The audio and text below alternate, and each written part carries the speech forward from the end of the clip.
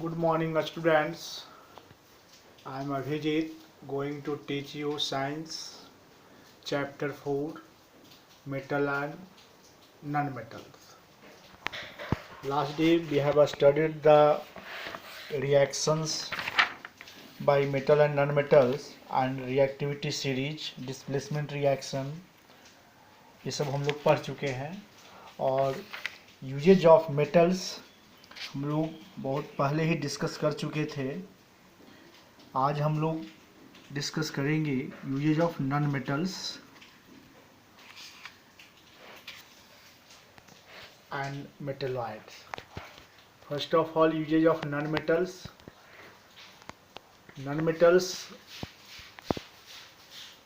में sulphur, phosphorus, carbon, hydrogen, oxygen, these are non metals. जिस तरह से हम मेटल्स हमारे लाइफ में बहुत यूजफुल हैं, उसी तरह से नॉन मेटल्स भी हमारे लिए बहुत यूजफुल हैं।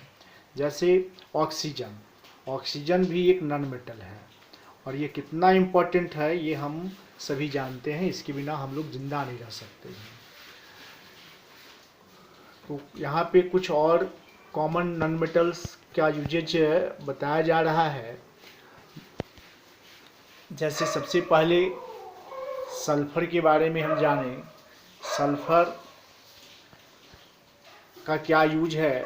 सल्फर एक सब्सटेंस है, जनरली इसको गंधक के नाम से लोग जानते हैं, और येलो कलर का ये सॉलिड सब्सटेंस होता है। हमारे डेली डोमेस्टिक यूज में भी ये बहुत काम में आता है।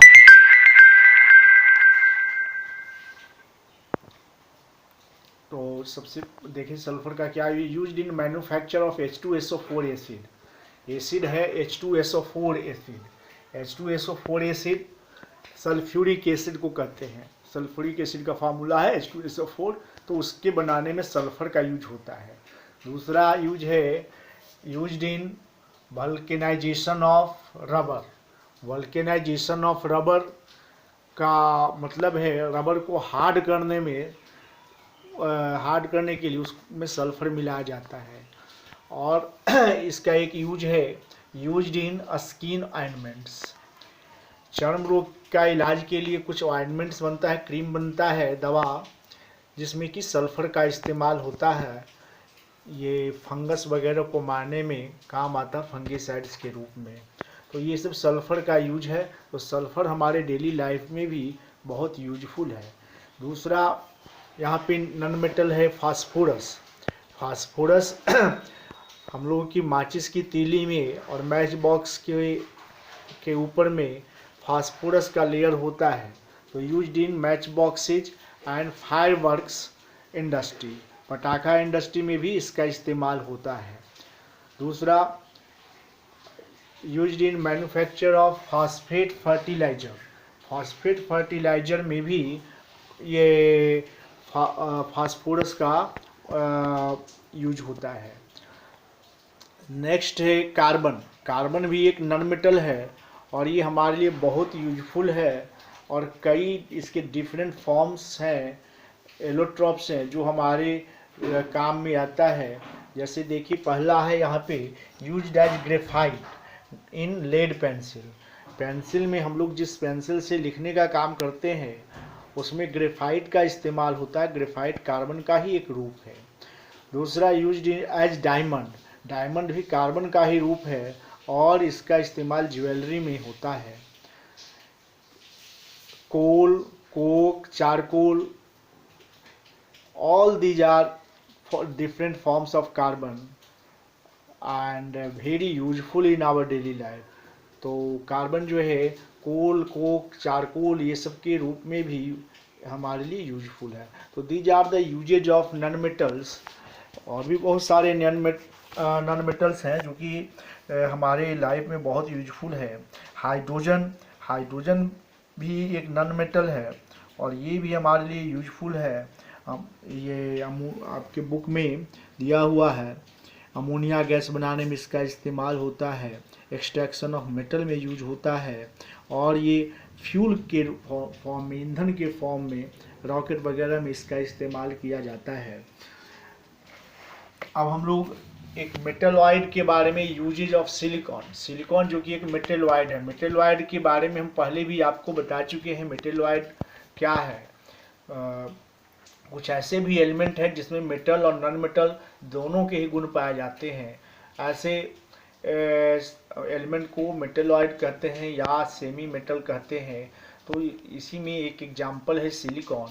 इसका इस्तेमाल इलेक्ट्रॉनिक डिवाइसेज बनाने में, कंप्यूटर में बनाने में या और भी दूसरे इलेक्ट्रॉनिक डिवाइसेज बनाने में इसका इस्तेमाल होता है। ट्रांजिस्टर है, माइक्रोचिप्स है, सोलर सेल बनाने में इसका इस्तेमाल होता है। Use for making water proof clothes बनाने में होता है। तो इस तरह से हमने देखा मेटल एंड नॉन मेटल हमारे डेली लाइफ में बहुत यूजफुल है।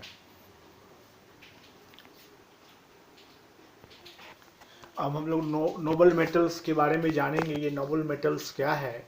तो noble metals are non reactive metals. ये गोल्ड, सिल्वर एंड प्लेटिनम, ये तीन ऐसे मेटल्स हैं जिनको हम नोबल मेटल्स या आइडल मेटल भी कह सकते हैं। ये इनकी विशेषता क्या है? तो ये नॉन रिएक्टिव होते हैं। ये वाटर से, एसिड से, एयर से ये रिएक्ट नहीं करते हैं।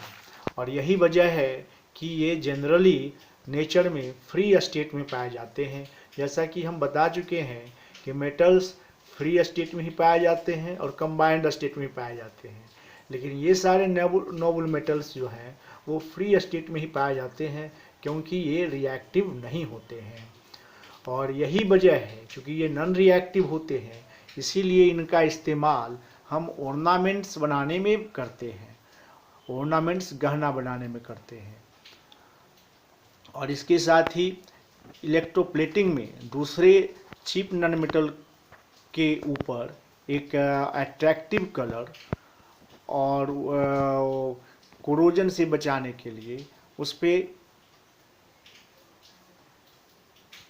हम लोग नॉन मेटल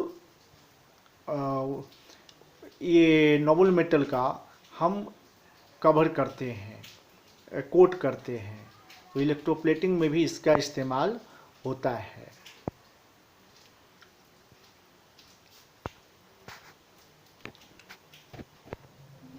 हाँ, तो अब हम लोग कोरोजन के बारे में जानेंगे। कोरोजन क्या है? What is corrosion?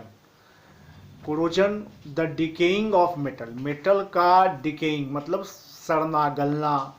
कोई भी मेटल का सामान जो है समय के साथ डैमेज होता है।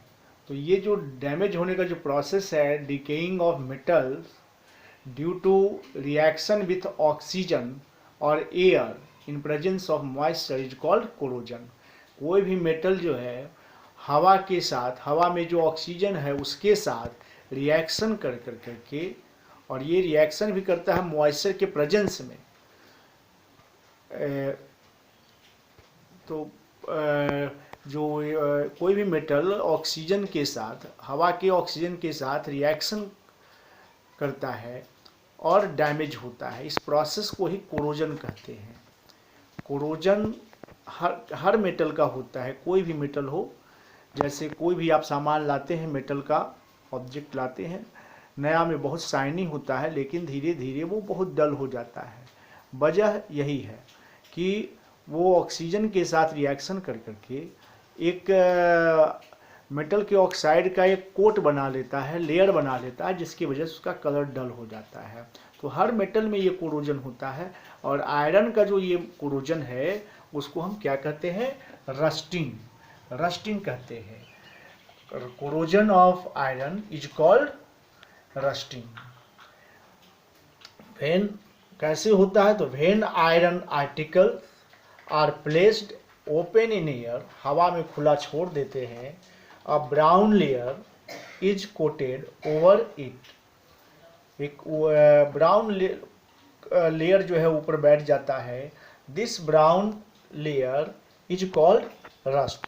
इसी को रस्ट कहते हैं, ब्राउन लेयर को, ब्राउन सब्सटेंस को। एंड द प्रोसेस, और ये जो ब्राउन लेयर बनने का जो प्रोसेस है उसी को हम रस्टिंग कहते हैं।